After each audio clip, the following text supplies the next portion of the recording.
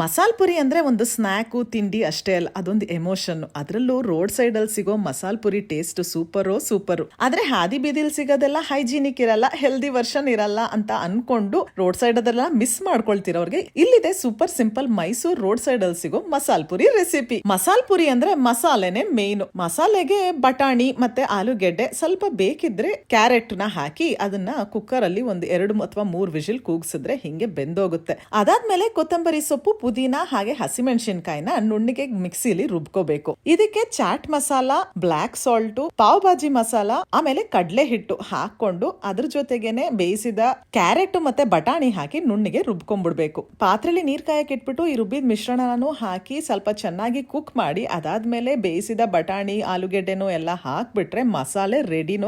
ಇಷ್ಟೇನಾ, ಇನ್ನೇನು ಹಾಕಲ್ವಾ? ಚಕ್ಕೆ ಲವಂಗ ಅದು ಇದು ಅಂತೆಲ್ಲ ಹಾಕಲ್ವಾ ಅನ್ಕೊಂಡ್ರೆ ಏನು ಬೇಡ. ಇದೇ ಸೂಪರ್ ಟೇಸ್ಟಿಯಾಗಿ ಇರೋ ಮಸಾಲೆ ರೆಡಿ